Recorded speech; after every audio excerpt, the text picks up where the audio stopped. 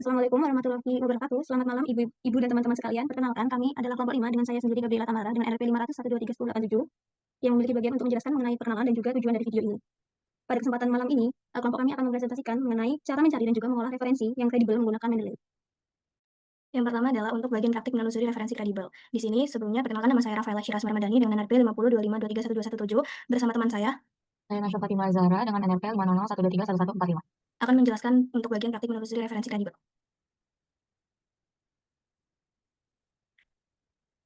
Nah, ini adalah jurnal dan judul artikel ilmiah yang kami pakai untuk pengerjaan tugas kelompok ini, yaitu pengaruh word of mouth mengenai live streaming TikTok Shop terhadap keputusan pembelian konsumen. Untuk bagian praktik menelusuri referensi kredibel, ciri-ciri referensi kredibel itu sendiri terdapat beberapa hal. Yang pertama, itu ada sumber dari jurnal atau terbitan resmi. Kalau dilihat dari website artikel yang kami pilih, itu sudah terlihat jelas bahwa memiliki terbitan resmi, yaitu dari web kampusnya sendiri. Kemudian, kalau kita download jurnalnya atau artikel ilmiahnya, di dalam PDF-nya itu sudah tertera ISSN, yang berarti jurnal atau artikel ilmiah tersebut adalah terbitan resmi. Kemudian pada website tersebut juga terdapat DOI atau Digital Object Identifier, yang artinya sudah melalui proses editorial resmi. Kemudian terdapat juga keterangan tentang penulisnya dan afiliasi yang jelas. Ada 3 penulis di sini, yaitu Anissa, Ririn, dan Nurul Kamidah. Ketiganya berasal dari Universitas Muhammadiyah Cirebon. Kemudian selanjutnya akan dilanjutkan oleh Nashwa. Oke, untuk di ciri selanjutnya, jika jurnal ini bakalan terindeks di database ilmiah seperti Google Scholar, Garuda, Crossref, Dimension, dan BES. Terus di jurnal ini juga sudah menyebutkan metodologi penelitian dengan jelas, yaitu metode penelitian secara kuantitatif, bukan sekedar opini pribadi tanpa data. Lalu juga memiliki daftar pustaka, referensi ini lengkap di bagian akhir, dan menunjukkan penelitian dibangun di atas riset sebelumnya. Lalu juga ada lisensi dan akses publikasi secara jelas. Dan di Google Scholar ini bakalan ada tulisan dikutip sebanyak berapa kali. Seperti contohnya,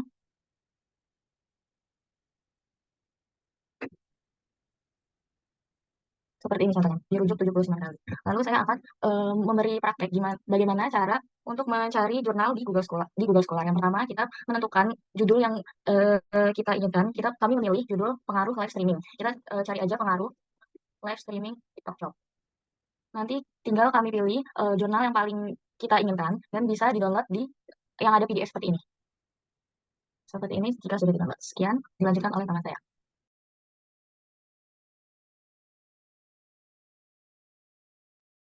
Oke, sekarang kita akan mempraktikkan cara mengelola referensi ke dalam Mendeley. Perlu diketahui, Mendeley adalah aplikasi manajemen referensi yang sangat membantu untuk mengorganisir sumber-sumber penelitian kita. Nah, pertama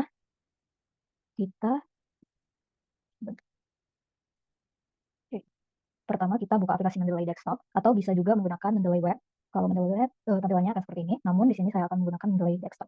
Nah, pastikan sudah memiliki akun Mendeley dan sudah login, namun jika belum memiliki akun, bisa register terlebih dahulu. Sebelum menambahkan referensi, sebaiknya kita buat folder untuk mengorganisir referensi berdasarkan topik atau mata kuliah. Di sini bisa dengan klik create group atau create folder. Misalnya saya bikin praktik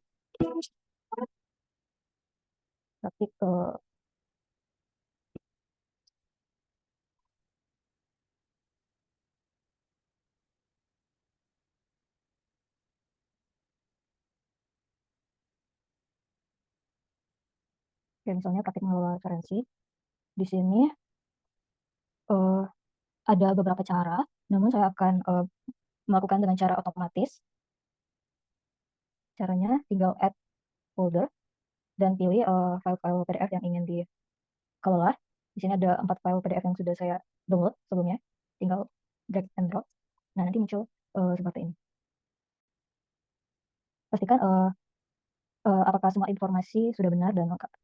Kita bisa lihat di bagian kanan details ini. Oke, selanjutnya akan dilanjutkan oleh rekan saya. Oke, sekarang saya akan lanjutkan secara manual. Oke. Untuk manual, yang pertama tekan Add, lalu pilih Entry Manual. Kemudian, karena ini adalah jurnal artikel, pilih sesuai tipenya jurnal artikel. Dengan author ini, Anissa, Ririn Krisnawati, Nurul.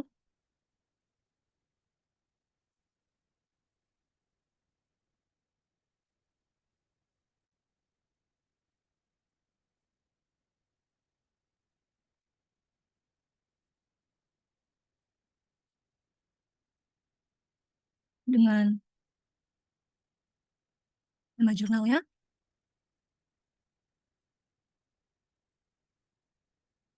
Ini jurnal komunikasi sumber daya.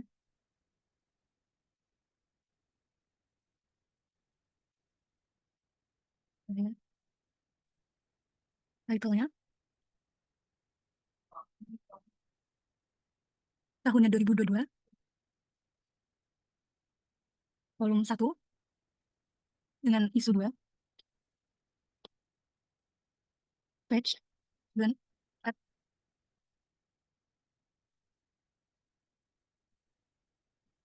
lalu klik save. Ini akan muncul begini. Oke, sekian dari cara saya secara manual. Di sini kita langsung pilih saja, misalkan dari kalimat yang ini, copy, kemudian langsung pasangkan saja ke Word-nya. Lalu untuk citasinya kita tinggal klik sort judul dari jurnalnya, kemudian kita keluar. Dan untuk menambahkan sumber penulisnya, kita tinggal ke reference, kemudian insert citation, dan copy saja judulnya, dan tinggal klik OK. Nah, maka akan muncul penulisnya. Karena ini kalimatnya lebih dari 4 baris, maka kita akan ubah misalnya sesuai dengan kaidah.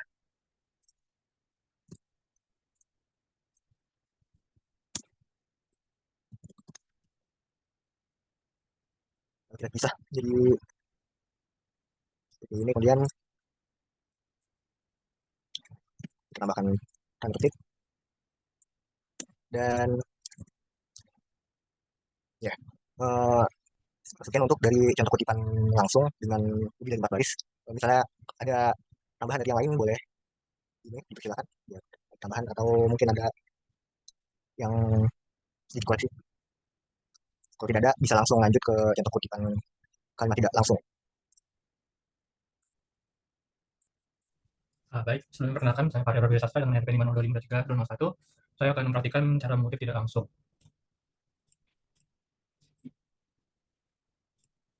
Oke, sangat akan mengambil dulu kalimat yang akan dikutip, misalnya ini.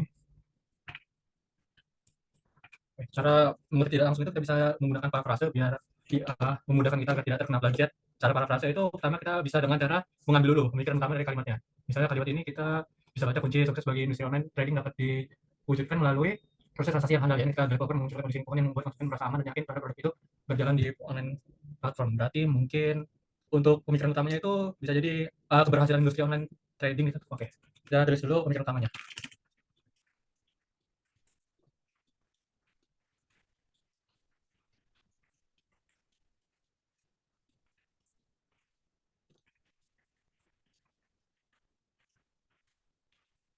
Dari pemikiran utama kalimat ini kita bisa melakukan parafrase dengan cara menggunakan sinonim dari kata-katanya, atau juga kita dapat mengubah kalimat yang awalnya pasif menjadi kalimat aktif, atau juga sebaliknya. Jadi sebagai contoh pada kalimat ini saya akan parafrasekan menjadi seperti ini.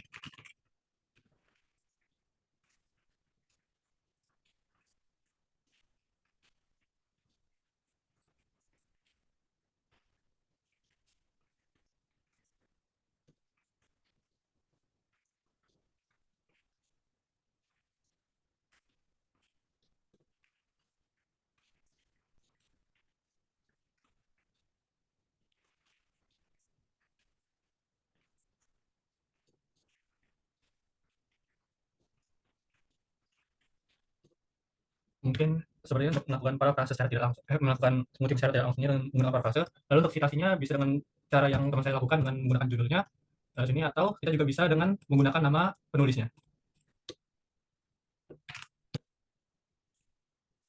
Lalu untuk daftar pusaka kita bisa menggunakan fungsi insert bibliography. Tergantung style yang kita inginkan atau kita butuhkan. Bisa kita coba di Amerika seperti ini. Kita klik dan langsung muncul. Baik, dilanjutkan bersama teman saya.